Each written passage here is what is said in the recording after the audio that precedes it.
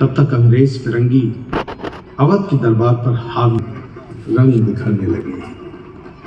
तहजीब और मिलनसारी का एक खास अंदाज लखनऊ की पहचान बन गया। हुस्न, नज़ाकत और नफासत तवायफों की बैठकों की पहचान बन गई और शुरू हो गई एक नए इतिहास की रचना। ये अदाकार लखनवी संगीत और उससे भी बढ़कर लखनवी तहजीब में कामिल थे। समाज उन्हें आदर देता था और उन्हें इज्जत भी बख्शता था। बड़े बड़े घराने के लोग अपने बच्चों को तहजीब सिखाने के लिए या कला की तालीम देने के लिए इन अदाकारों के पास भेजा करते थे। हो गया? हाँ ठीक, 200 ठीक। नवाब आसिफउद्दौला कलाओं के पारखी और संरक्षक थे। कला साहित्य के क्षेत्र में लखनऊ को जो ऊंचाई मिली उसकी शुरुआत उन्हीं के दौर में हुई। कुछ ही वक्त में लखनऊ की तहजीबी फिजा बदल गई। अब यहाँ इल्म फन, ज़बान, बयान, खान पान, व्यवहार पर बहुत जोर था।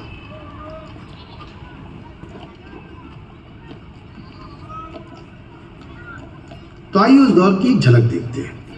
एक बार हुआ यूं कि दिल्ली से एक देहलवी साहब लखनऊ आए। ज़बान और बयान में उनकी बड़ी दिलचस्पी थी। लखनवी अंदाज़े गुफ्तगू को समझना चाहते थे तो साहब बन ठन कर बाकी की तरह सीधे चौक पहुंच गए। चौक उन दिनों जन्नत की जीती जागती तस्वीर था, लखनवी कल्चर का गढ़।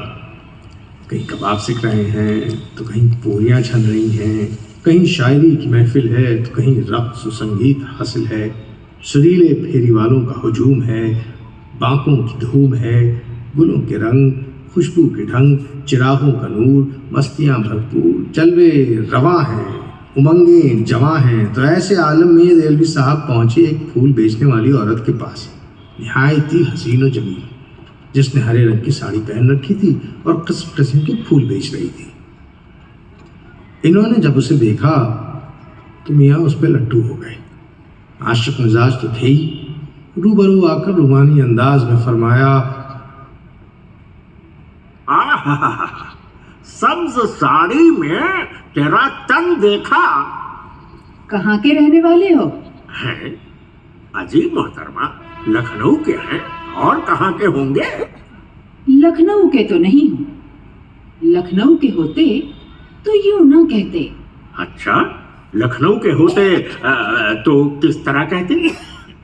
लखनऊ के होते तो इस तरह कहते, सब्ज फानूस में एक शमा को रोशन देखा।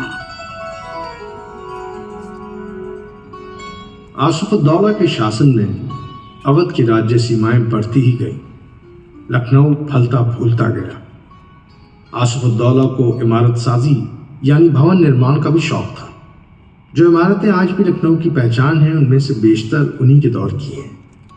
बड़ा इमाम बाड़ा, आसिफी मस्जिद, रूमी दरवाज़ा और ये रेजिडेंसी।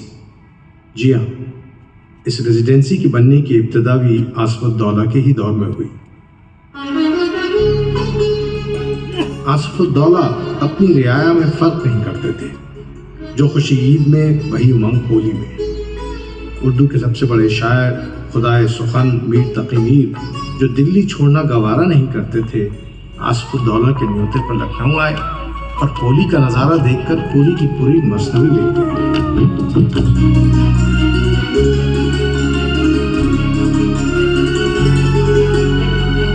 आया बसंत भई मतवारी, उमंग चली सब बाल कुमारी। आया बसंत भई मतवारी, उमंग चली सब बाल कुमारी। उमंग चली सब बाल कुमारी। आयो बसंत, आयो बसंत, आयो बसंत भई मतवारी, उमंग चली सब बाल कुमारी।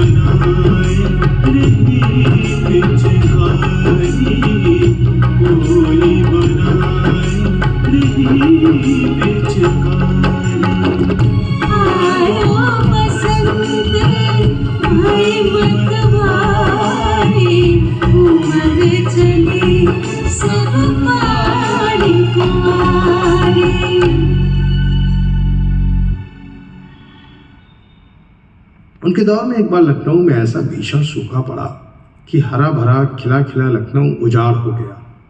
धूल और बवंडर उड़ते नजर आते। खौफनाक सन्नाटे साए साए करते आसिफुद्दौला अपने महल में मायूसी के अंधेरे में कैद गौर व फिक्र करते हुए एक टिमटिमाते चिराग की रोशनी में बैठे थे कि तभी उनके करीबी दोस्त राजा झाऊलाल वहीं उनसे मिलने के लिए आए। जनाब आली, लखनऊ की बर्बादी का यह मंजर देखा नहीं जाता।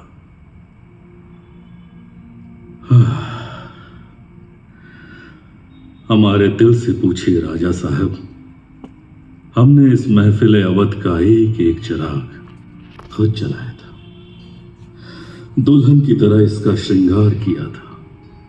और आज यह शहर ऐसा लगता है कि कोई कमसिन बेवा।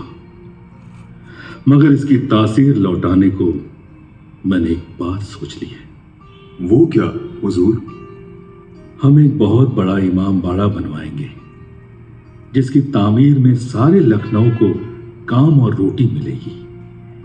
क्योंकि हमारे शहर के लोग इतने खुददार हैं, भूखे मर जाएंगे लेकिन खैरात कबूल नहीं करेंगे। लेकिन किबला, वो लोग जिनको कोई काम नहीं आता वो क्या करेंगे? इस मसले का भी हल मिल गया है। इमारत बनाना सबको नहीं आता, मगर इमारत को तोड़ना तो सबको आता है ना।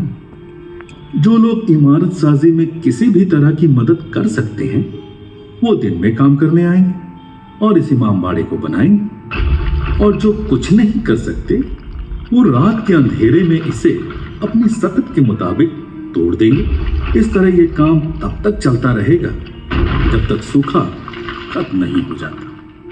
वाह जनाब आली वाह, दिल हो तो ऐसा। इसीलिए तो लखनऊ वाले कहते हैं, जिसको ना दे मौला उसको दे आसिफुद्दौला।